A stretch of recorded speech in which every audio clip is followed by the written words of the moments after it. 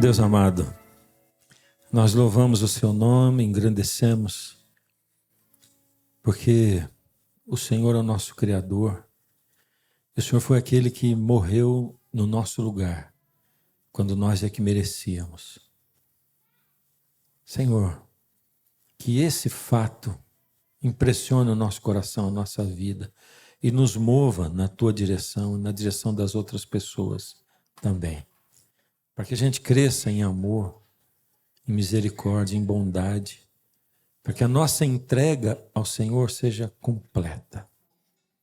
Dirige a nossa vida, Pai, enquanto vivemos como passageiros nesse mundo, que também é passageiro. E que no fim, onde no fim só restará depois a eternidade, que a gente faça parte dela. Em nome de Jesus, amém.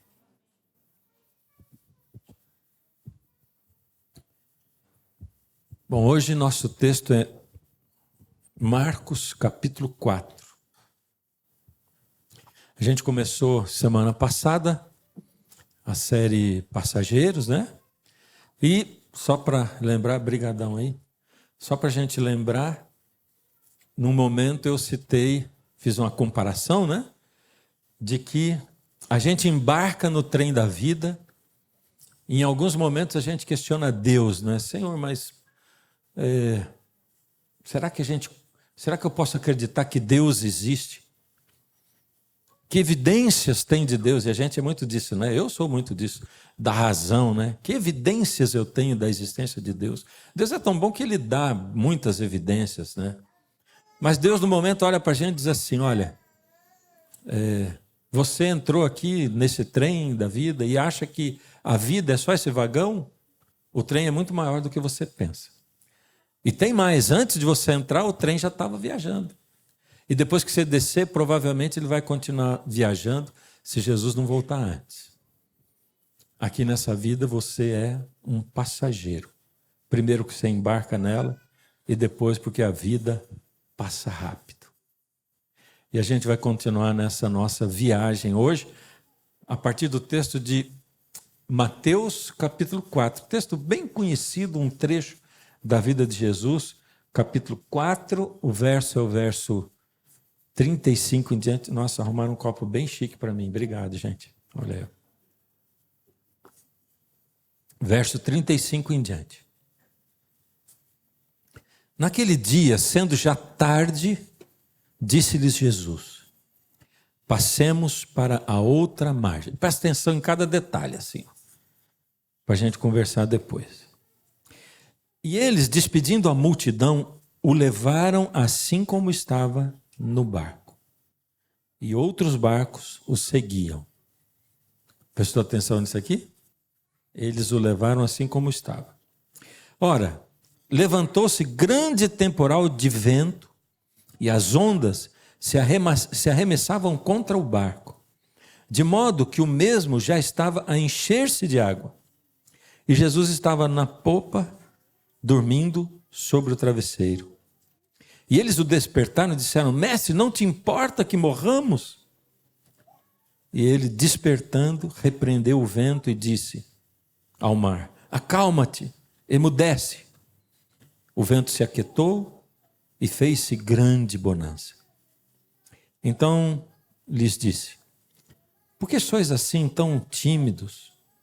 Como é que não tendes fé? E eles, possuídos de grande temor, diziam uns aos outros, quem é esse que até o vento e o mar lhe obedecem? Vamos para o começo daqui desse momento histórico. Aqui diz que já era tarde. Eu não sei exatamente que horário era, mas Jesus tinha passado o dia com os discípulos, aí ele estava na beira do mar. Era um cenário do qual ele se utilizava bastante. Porque como as pessoas vinham em grande multidão e começavam a chegar muito, muito, muito perto, chegava um ponto que ele não conseguia nem falar direito e as pessoas não conseguiam enxergá-lo. Em geral, ele entrava num dos barcos, afastava um pouquinho da praia, aí as pessoas tinham uma certa distância e dali ele falava para as pessoas. Isso acontecia várias vezes e a gente vê isso relatado na palavra.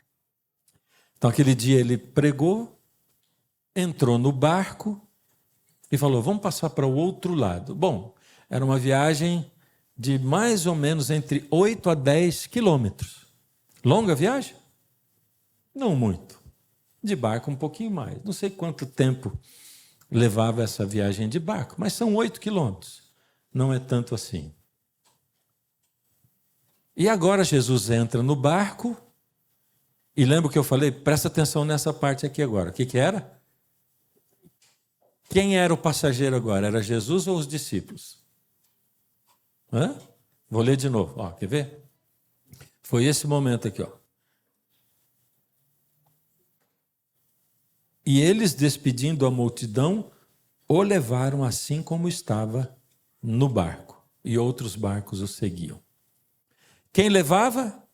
Quem dirigia? Quem era o passageiro? Aqui dá entender. Ai, gente, vocês não respondem nada. Nós estamos sendo filmados, as pessoas estão vendo, vocês não estão falando nada comigo. Jesus era o passageiro agora, mais ou menos assim, né?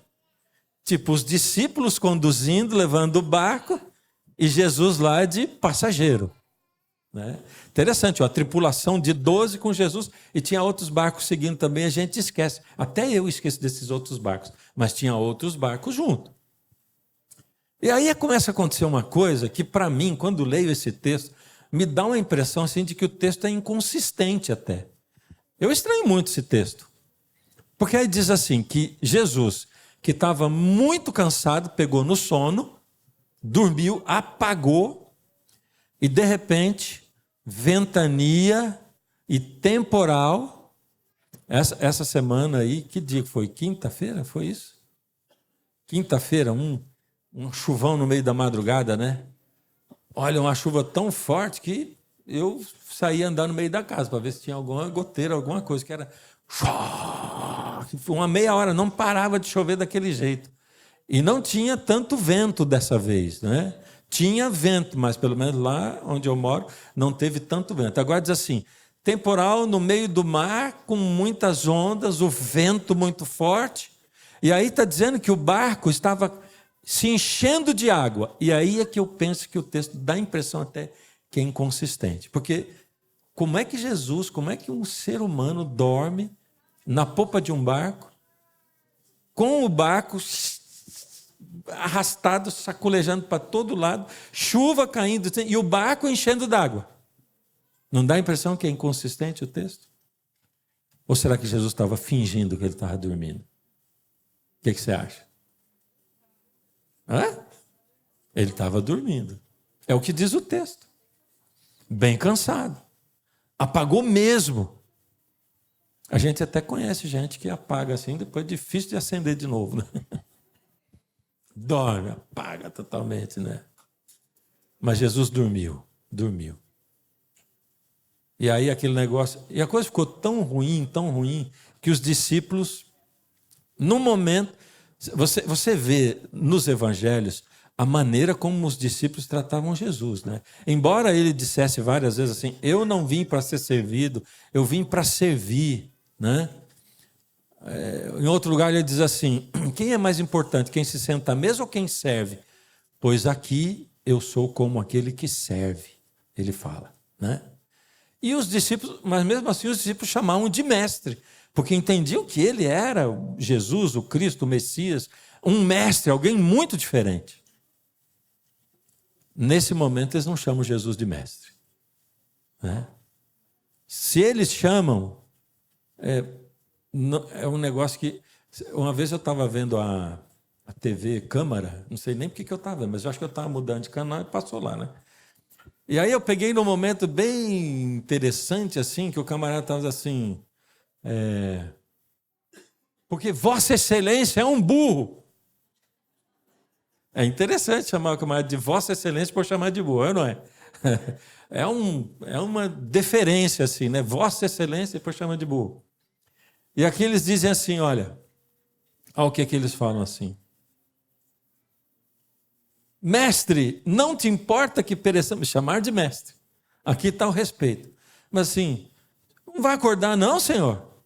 O senhor não está vendo o que está acontecendo? O senhor não está nem aí com a gente, né?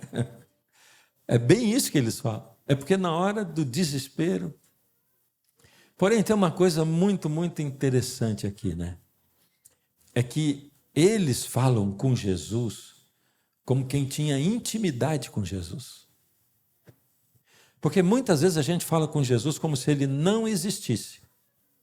Sabe? Quando você vai orar e fala assim, depois você termina a oração e para e diz assim, puxa vida, eu bati meu cartão de ponto para falar com Deus aqui, mas não falei com Deus. Não falei.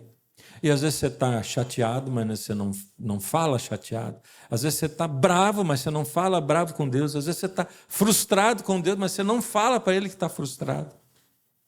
Aqui os discípulos, no momento do desespero, mestre, não está nem aí que a gente vai morrer, o senhor vai morrer junto, não vão morrer também.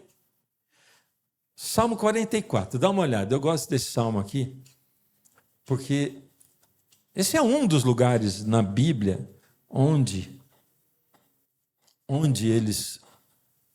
ser humano se expressa com Deus assim. O salmista começa o verso 1 dizendo assim, ouvimos, ó Deus, com os nossos próprios ouvidos, nossos pais nos contaram do que o Senhor fez lá no passado, nos dias deles. E aí vai dizer assim, como eles entraram na terra, como o Senhor deixou eles tomarem posse da terra, como eles venceram em Jericó e tudo mais. Então ele está dizendo, nós ouvimos do passado. E isso é o sentimento nosso, muitas vezes, até quando a gente lê esse trecho da história de Jesus. Tá, aconteceu ali, mas não acontece mais. Deus, estou precisando do Senhor, não acontece mais. Eles estão dizendo, nós ouvimos falar. E aí continua assim, verso 9. Agora, porém, tu nos lançaste fora, nos expuseste à vergonha, e o Senhor já não sai com os nossos exércitos. Tu nos fazes bater em retirada à vista dos nossos inimigos, e os que nos odeiam nos tomam por despojo. Mudou o tom. O Senhor fez no passado, mas agora, comigo, eu não estou vendo o Senhor fazer nada comigo. O Senhor fez lá, mas não fez hoje. Porque a gente vai guerrear, o Senhor não vai com a gente. Eles é que nos vencem e nos colocam para correr, para fugir. E ele vai dizer assim, nós somos como ovelhas levadas para o matadouro. Verso 17, e tudo isso nos sobreveio, entretanto nós não esquecemos de ti, não fomos infiéis à tua aliança. Já pensou isso alguma vez? Poxa, Senhor, justo agora que eu estou buscando o Senhor, estou procurando entregar a minha vida, justo agora que eu procuro o Senhor, e o Senhor deixa acontecer isso comigo. E quanta coisa acontece com a gente. Doenças, né? Doença com quem a gente ama, com a gente mesmo. Para mim, uma das doenças mais cruéis da atualidade, né? Depressão. Porque ela toma conta daquilo que é o canal com o qual a gente se comunica com Deus, que é a nossa mente, são as nossas emoções, né? Aí o salmista diz assim, verso 22, mas por amor ao Senhor somos entregues à morte continuamente, somos considerados ovelhas para o matadouro. Desperta, Senhor, porque dormes, acorda, não nos rejeites para sempre. Olha o salmista dizendo aqui, ó, mandando Deus acordar. Acorda, Deus! Olha, para falar assim com Deus tem que ter intimidade com Ele, não tem? Tem que conhecer Deus e saber que Ele espera que a gente seja sincero com Ele. Por que formalidade que não me leva à intimidade? E os discípulos disseram a mesma coisa para Jesus. Mas a gente pensa, não, mas é porque Jesus estava dormindo, mas Deus não dorme. Aliás, a Bíblia diz, né? É certo que não dormita nem dorme o guarda de Israel. Os olhos do Senhor estão sempre sobre aqueles que o amam. Mas Jesus estava dormindo. E a coisa despencando, o barco afundando. E eles prestes a morrer. Acorda, Senhor, porque dormes? Já falou isso para Deus alguma vez? Sinceramente, clamou lá do fundo da tua alma, com lágrimas nos olhos, ou com bravo dentro do seu coração. Por que o Senhor não responde? Por que o Senhor não faz? Por que o Senhor não fala? Não é o Senhor, o Deus Todo-Poderoso, o infinito? O fato é que o resto do texto a gente conhece tranquilamente, né? Porque Jesus levanta, a primeira atitude dele é acalmar a tempestade. E eu fico imaginando, porque diz assim que eles ficaram tão estupefatos que eles falavam entre eles: nossa, mas quem é ele que até as ondas e o mar obedecem? E eu imagino um silêncio, só o som da água, do barquinho cortando a água, um vento calmo batendo na vela e conduzindo o barco para o outro lado.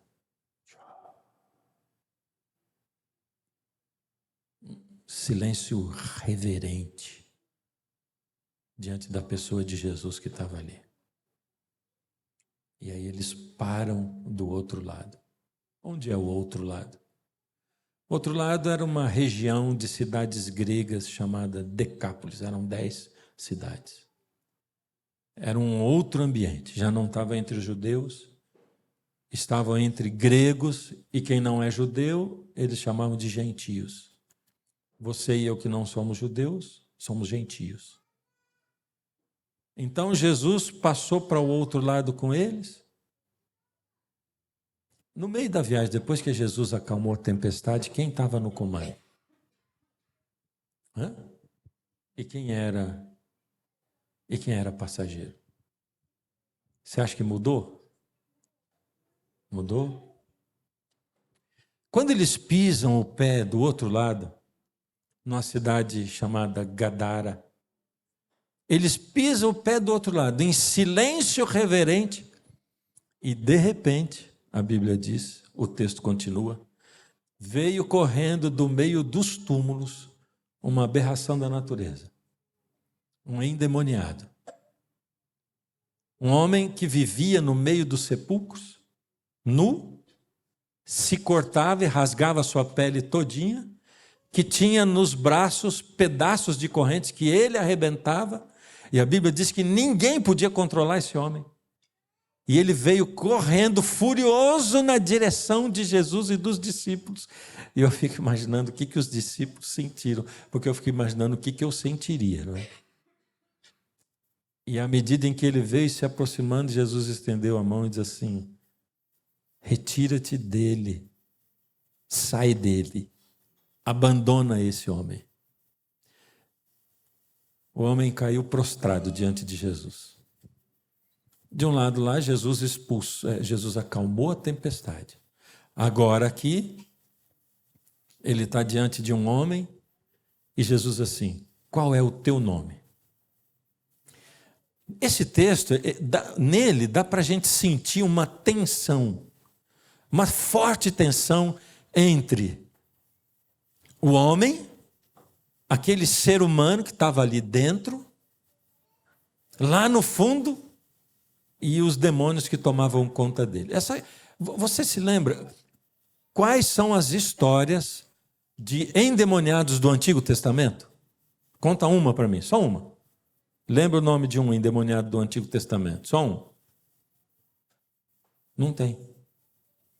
Não é interessante isso? Não é estranho? Mas quando Jesus aparece nesse mundo, começa a aparecer um monte de endemoniado. Não é? Olha só, num mundo onde o ser humano entregou o domínio desse mundo nas mãos do inimigo, Deus age respeitando a liberdade de escolha do ser humano ainda. Por isso, quando o poder de Deus se manifesta, Deus limita a ação do diabo. Mas mesmo assim não pode limitar totalmente, porque nós, seres humanos, entregamos a nossa vida, o que nós somos e temos, na mão dele. Então Deus age limitadamente. Por isso, quando Deus extravasou todo o seu poder e a glória do seu reino na pessoa de Jesus, porque era Deus nesse mundo, e o mundo se iluminou com a presença de Jesus, o inimigo também teve a liberdade de aflorar e de se manifestar mais fortemente nesse mundo. E os pratos da balança, de novo, se equilibraram. E aí você vê um monte de gente sendo tomada pelo inimigo. e sendo apresentado como endemoniado. O que é uma pessoa endemoniada? Vamos pensar o que é uma pessoa santa? Uma pessoa santa, e eu pretendo, né, inculcar na cabeça de vocês, né? A palavra que define Deus, ou o termo é Deus é amor. Então, uma pessoa santa é aquela que vai tendo a plenitude do amor de Deus nela e através dela para os outros. Você entende? Ser santo é isso.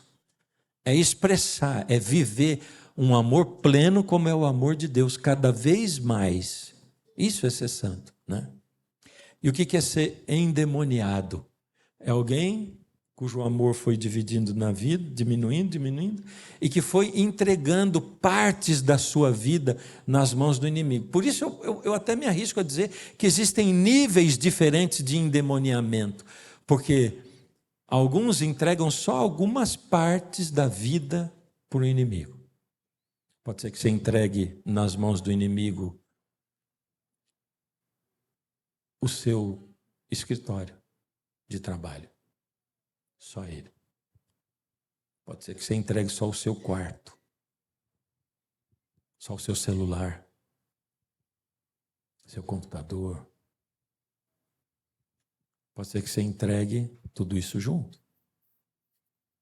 E conforme ele vai tomando de partes maiores da nossa vida, isso é que determina de quem nós somos, ou a quem nós estamos nos entregando.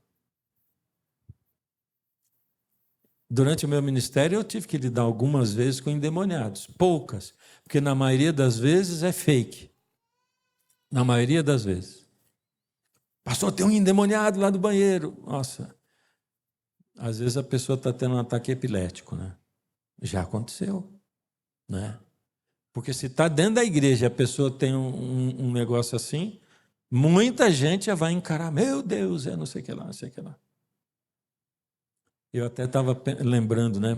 Eu fui pastor em Goiânia, e lá tem uma cidade a uns 40 quilômetros chamada Bonfinópolis, e pediram para a gente fundar uma igreja lá. Aí a Igreja Central de Goiânia, nós nos mobilizamos, construímos a igrejinha lá, e já fomos começar o trabalho com a igreja pronta, né? Aí começamos uma série de domingos à noite. E o coral da igreja ia de ônibus lá com a gente. Era uma festa, gostoso. O coral jovem. E aí a gente pregava lá. Aí numa noite, lá pela quarta, quinta noite, não me lembro direito, mas uma moça que estava vindo todo domingo, ela chegou e disse, pastor, ora por mim, a minha irmã está pegando no meu pé. Ela não quer que eu venha aqui, é porque ela frequenta outra igreja. Ela diz assim, por que você vai nessa igreja aí? Lá eles não louvam com poder. Eu digo, louvam com poder, sim. Eles não oram com poder. Como não? Eles oram com poder, sim. E minha irmã diz assim, mas eles não expulsam demônio. E eu fiquei, eu não sabia o que responder para ela, porque eu nunca vi expulsar demônio aqui. Mas a minha menininha de 5 anos estava junto e ela disse assim, tia, lá não tem demônio para expulsar. Foi interessante a resposta. Mas vez ou outra, ele pode se manifestar, não é? Uma luta entre o ser humano que está lá e o demônio que está tomando conta dela. É bom a gente vasculhar a vida da gente, sabe? Para ver se tem alguma coisa que a gente está entregando. Se tem alguma porta, algum lugar, algum ambiente da nossa vida que a gente está deixando ser dominado. Ele se aproximou e Jesus deu a ordem para se retirar. Interessante que ele tenha se abaixado, se ajoelhado, e ele disse assim, olha as palavras dele aqui, olha.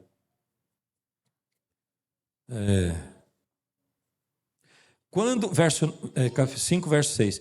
Quando de longe viu Jesus, correu e o adorou, exclamando com alta voz, que tenho eu contigo, Jesus, Filho do Deus Altíssimo?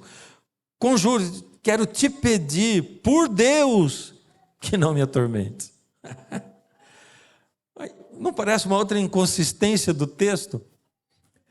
Ajoelhou, adorou, E diz: eu quero te pedir por misericórdia que você não me atormente. É porque a gente acha que o fato só de adorar a Deus resolve as coisas, né?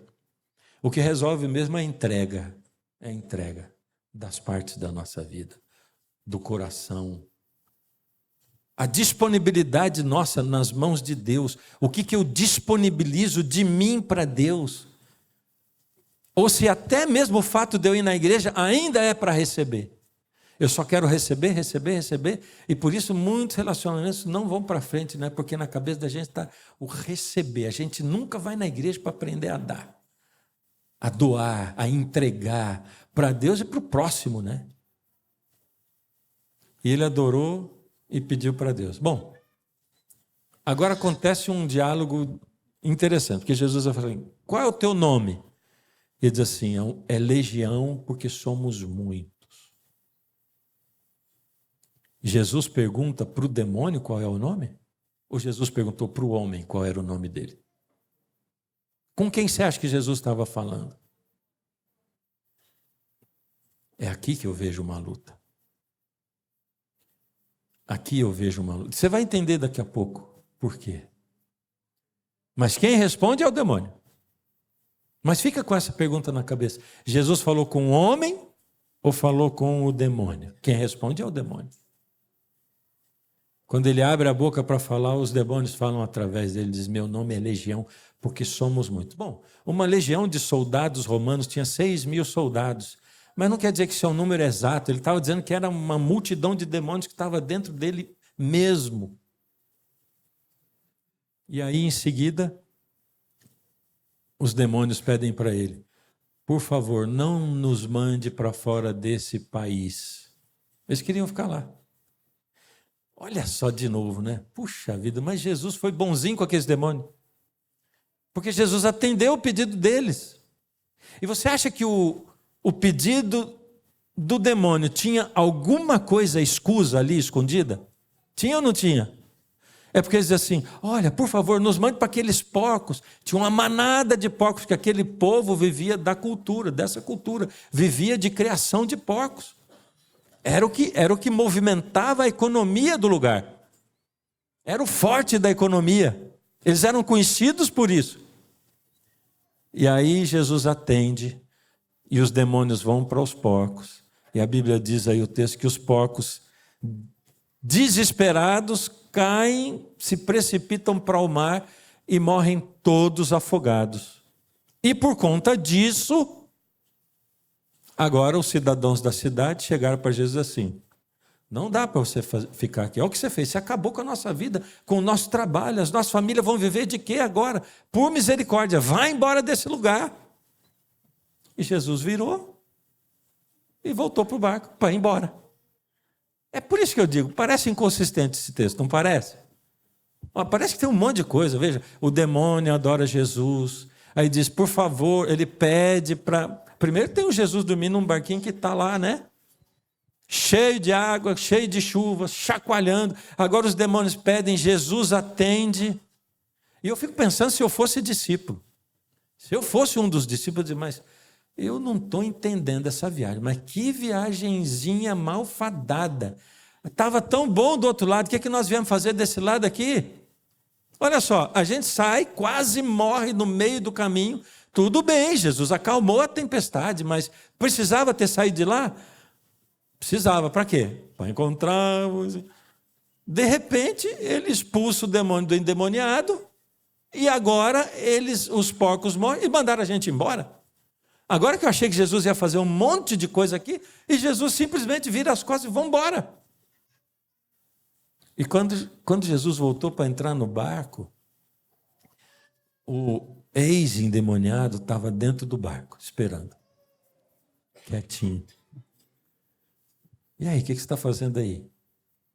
Ah, Jesus, eu quero servir você, quero ser teu discípulo, eu quero te seguir, eu estou fazendo a entrega da minha vida para o Senhor, eu quero adorar o Senhor, porque o Senhor é o Deus da minha vida.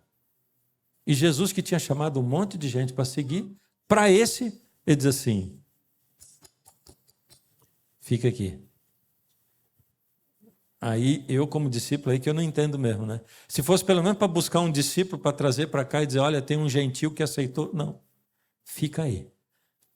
Fica aí para contar para os teus parentes tudo o que aconteceu. E eu fico pensando, será que Jesus sabia tudo o que ia acontecer? De novo, do mesmo jeito que aconteceu com Raabe, do mesmo jeito que aconteceu com a mulher samaritana. E lá em Samaria, a Bíblia diz assim, porque lhe era necessário entrar em Samaria. E eu citei isso quando eu falei de Josué e de Raabe, lembra? Era necessário, sim, era necessário, porque ele tinha interesse que aquela mulher samaritana se salvasse. Era necessário enviar os 2 espias para dentro de Jericó, porque Deus enxergou Raabe, uma pessoa sincera, no meio daquela cidade toda, e ele viu Raabe, e por isso ele mandou os 2 espias, para que Raabe fosse salva, porque ela queria Deus. E eu não tenho dúvida, voltando o tempo, que quando Jesus terminou o dia, o Espírito Santo impressionou o coração dele e disse, passa do outro lado. E Jesus só atendeu, vamos para o outro lado. E no meio do caminho, o inimigo tentou matar Jesus e os discípulos. Primeiro porque ele queria matá-los, destruí-los, e depois porque ele não queria que chegasse do outro lado. Mas Jesus acalmou a tempestade. E quando eles chegaram, Jesus viu porque o Espírito o tinha impelido para ir para o outro lado, porque Deus viu aquele endemoniado. E por mais que o demônio tomasse conta da vida dele, e por menos domínio que ele tivesse de si mesmo, e por mais que o inimigo tivesse tomando conta da razão, da mente, do coração, do corpo dele, Deus ainda via lá dentro uma alma que clamava por libertação. Dá para entender isso? É a descrição do filho pródigo. Lá no meio da lama, querendo comer a comida dos porcos. E a parábola diz assim, caindo em si, disse. Caindo em si. Caindo em si é o seguinte, ele estava perdido. Ele tinha entregue tudo, ele tinha desistido de tudo, ele tinha rompido com Deus, ele tinha dito, Deus, eu não quero mais você na minha vida, eu não tenho mais nada contigo. Ele tinha negado. E esse demoniado estava dominado pelo inimigo. Mas Jesus viu que lá dentro daquele corpo tinha um coração que desejava Jesus.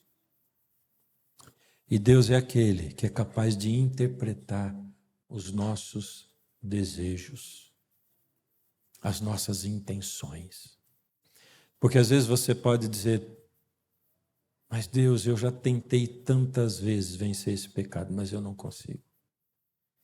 Eu tentei tantas vezes abandonar isso, mas eu não sou capaz. Isso me domina. Eu tentei tantas vezes entregar minha vida como o Senhor pede, mas eu só consigo entregar o que sobra. O Senhor só dou o resto, só dou migalha, mas eu não consigo fazer diferente, Deus. Você deseja mesmo entregar para Deus? Então não interessa a situação na qual você se encontra. Então não interessa os pecados que você não consegue vencer.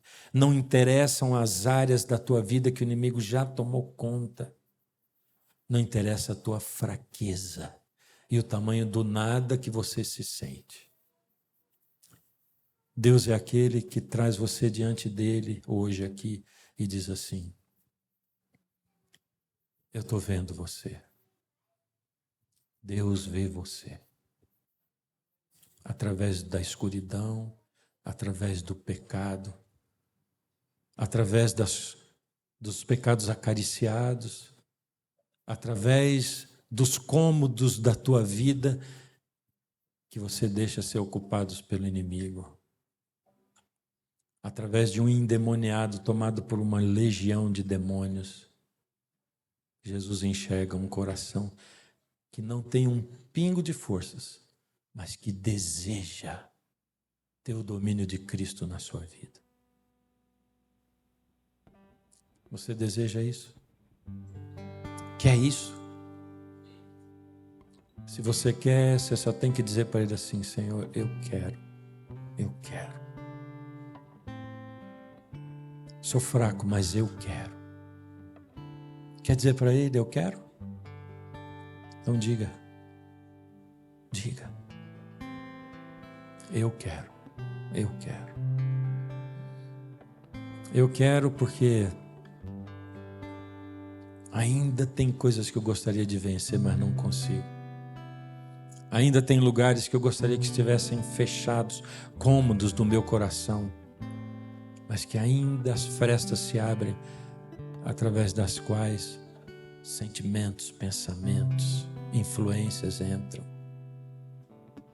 Porque ainda, no meio da tempestade, ainda Jesus pode olhar para mim e dizer: por que você é tão tímido? Está faltando fé em você. Então não vamos lutar sozinho, não adianta lutar sozinho. Hoje Jesus estende a mão para você e diz assim: eu estou te vendo, eu enxergo você através dessa pessoa, através desses olhos. Eu enxergo você quando você não acredita mais em você, quando você já cansou de lutar sozinho. Eu enxergo você. Senhor, cansado estou de tentar vencer por minhas próprias forças. Caio e me levanto ainda mais fraco, quando às vezes eu me sinto um vencedor. Mas que vitória é essa minha? Tropeço nos mesmos erros, quanto mais prometo que não vou cair. E em meio ao meu tormento, olho para a cruz e vejo que Cristo ali tornou-se frágil para ser vencedor. Quero aprender a amar, quero confiar em Ti e saber que eu não preciso mais lutar. Quero aprender a amar, ter Cristo junto a mim e sentir a paz em depender de Ti. E se sem força eu estiver, irei tranquilo,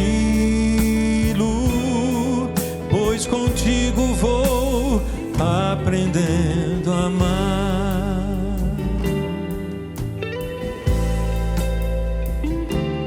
Onde ouvi que eu deveria vencer, e ao tentar lutar senti desilusão,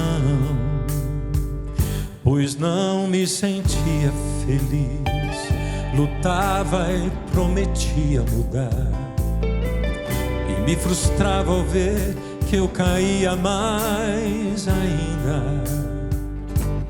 E então eu compreendi que meio confuso eu lutava contra o mal que só a cruz já derrotou. Pois basta confiar, Te aceitar, segurar Sua mão e não deixá-la nenhum segundo sequer. Quero aprender a amar, quero confiar em Ti e saber que eu não preciso mais lutar. Quero aprender a amar, ter Cristo junto a mim e sentir a paz em depender de Ti. sem força eu estiver, irei tranquilo, pois contigo vou aprendendo a amar.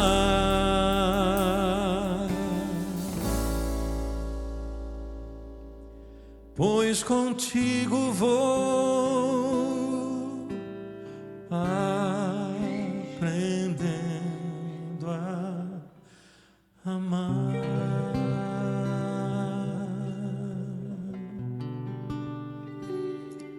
Nós somos aprendizes, Senhor, mas a gente não quer ficar no pré-primário a vida inteira.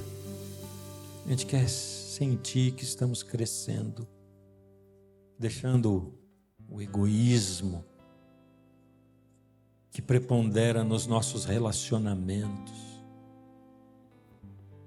deixando de lado a escuridão, deixando a ira, a raiva, deixando o não perdão, deixando a desonestidade, deixando a pornografia. Mas a gente sabe que para isso não adianta lutar contra isso. Para isso a única solução é entrega. Para que a tua luz, Senhor, entre na nossa vida, passe por cada frestinha das portas e ilumine o coração e a vida da gente toda, Pai. E aí é que vem a nossa luta. Comunhão com o Senhor, buscar o Senhor, entregar de fato para o Senhor. Nós queremos ser dominados pelo Senhor por conta da nossa entrega voluntária, Pai. Domina a nossa vida, Pai, ilumina. Nos ajuda, nos dá o Senhor a vitória, luta por nós, por favor, Senhor. Aceita essa entrega que nós estamos fazendo aqui, Pai. E se ainda tem algum lugar, algum recanto que a gente guarda para nós, nos ajuda a vencer isso, Senhor. Eu quero, Pai. Eu quero. Oramos assim em nome de Jesus. Amém.